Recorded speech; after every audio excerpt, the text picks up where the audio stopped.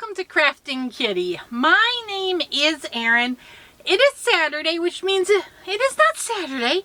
It's Sunday, which means it's time for Sew Sunday.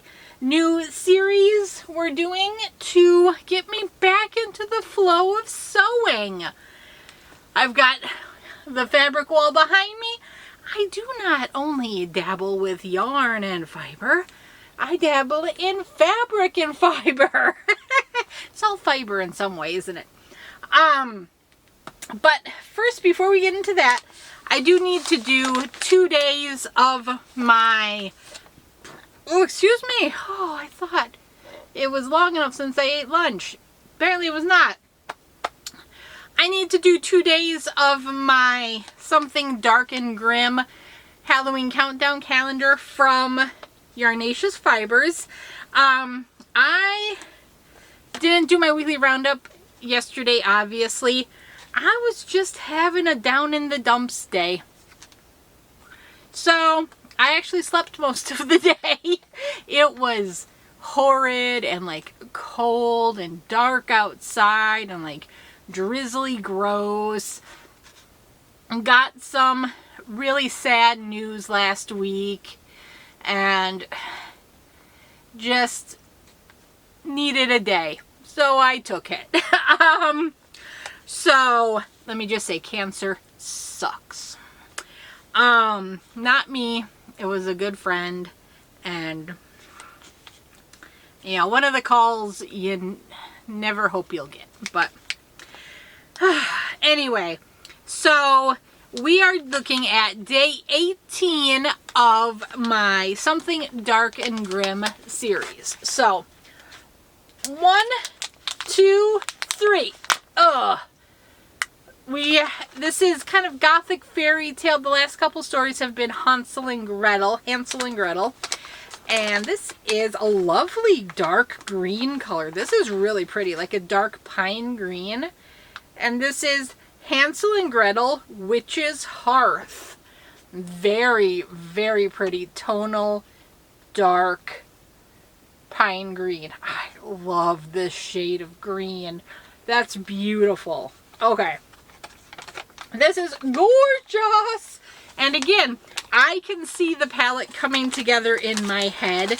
And this is going to make an amazing item. Oh, I had shuffled some things around because I was digging for a knitting needle and my box is covered up, so I can't just throw them into the box right now. Day 19. This is for today. Let's see. 1, 2, 3. 1, 2, 3. Oh dear Lord. Okay, there we go. Got it. Oh, I think it's blue. Oh, it is. Oh, this is a pretty blue.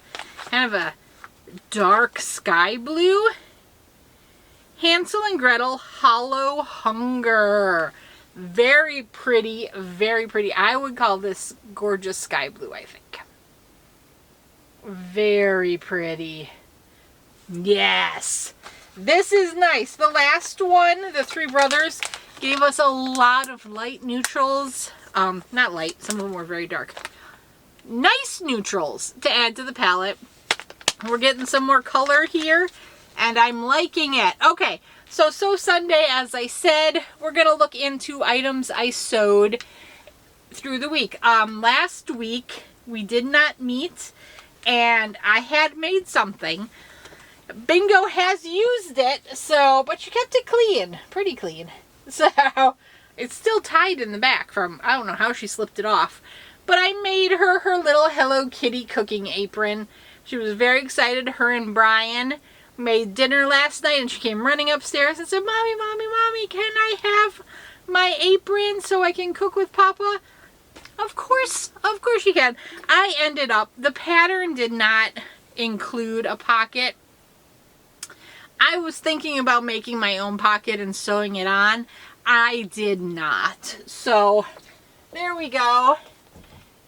It was fantastic. Like I said, that was a Peekaboo Patterns, Peekaboo Pattern Shop pattern. If you go to her website, I think you have to join her newsletter and then you get a code, and there's a bunch of free patterns. This is one of the free patterns. It's fantastic. They are all PDFs that you can print off and then you tape together. Actually, I have it right here. So this is what it was. I'll turn it this way so you can't see it. You can see that's where I taped it together to get the little template for the apron. And then the ties and the strap were just some links that are printed on the front of the pattern. So now that I have this, and if I don't lose it, I can reuse it. It's really nice. And then, so I made that last week. This week, I did a little bit of a mending. There are children. Their toys and items get broken. They end up coming into Mommy's craft room seeking fixing, and can you save it, Mommy? I can normally save things, which is awesome. I am so proud that they still come to Mommy thinking she can save things. The first item broke by my brand new sewing needle I put in. So I mentioned when I did my, I did finish my neighbor's curtains, got them all hemmed up looking nice. She's very happy with them, but they are of course in her home. But to do that, I had to sharpen my scissors because my scissors were all horrible because, you know, I left them for a long time. And I had changed the needle. I had to get new fresh needles in my machine. And so I threw out my old needle. And then I made that apron. And the needle should have survived very nicely through that apron. It died on the sequins. Bingo is adorable, and she loves all things girly and decadent. Brian got her this sequin. I was playing with it here it was in my lap. You know, it's the one that changes when you rub on the sequins. This is a sleep mask. On this side, the strap of course came out, so I had to just reinforce it, sew it back in. And the darn sequins destroyed it. Anyway, it came with a sleep mask, a unicorn neck pillow, and there was something else. Was it slippers? It was like a pamper yourself pack.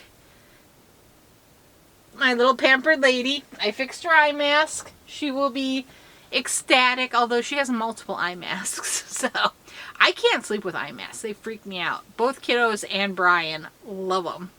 And then when Joanne was going out of business, they had all of these plushies. They were like from Pop, P-O-P exclamation point. And every time I went to the Joanne sale, I'd pick a plushie up for the kiddos. Bingo got this unicorn, and of course the seam along the back right here split open. So I had to go ahead and sew it together. This was hand sewing, guys. I can actually hand sew. So I do a mean mattress stitch when I have to. So her unicorn has been saved. She can have her unicorn back. It's very soft. I was impressed by this unicorn. I do have a couple more items. A cherished bear. Barry has to get his leg sewn back up. That's a different neck pillow. Another one of Bingo's neck pillows needs to have its seam reinforced. And then when Brian was a kid, he had a wrestling buddy, but it was Randy Macho Man Savage, but it was when he changed and he wasn't going by Macho Man anymore. He was going by Macho King. Anyway, of course his mother-in-law, when she moved, she sent a bunch of his childhood things to us. Macho King was one of them. Macho King has featured in many wrestling bouts with the children and Brian. Macho King has a boo-boo, and it's not on the seam. I'm going to have to patch him up. And I was like, Brian, I can't do that seamlessly. It's going to show. He's like, no, I want it to show. Make it the silliest patch ever. So That's what I'm going to do. I will do a silly crazy patch. I was kind of wondering if in my stash here, my fabric stash, if I had something that was like a heart and said love, something I could make to be like a, I think they're called tacky tattoos now. But you know, the mom heart or some sort of classic ridiculous tattoo that I can make Macho Man have. I definitely have, like, I could take a swatch of that Hello Kitty fabric and give him a Hello Kitty tattoo or something. That would be pretty funny. I've got some Minecraft. I'd rather, though, take from, you know, a scrap for this instead of cutting into a fresh piece of fabric. But if it was a fabulous enough, funny enough idea, I would do it. I would slice right into it. Oh, it even sits nicely. It actually sits on its hindquarters when I went like this. Look at that. So of course you're going to be like, Erin, you're balancing it. I am. But trust me, I set it on the table next to me and it used its little tail and legs and front legs and sat perfectly. It's doing it now.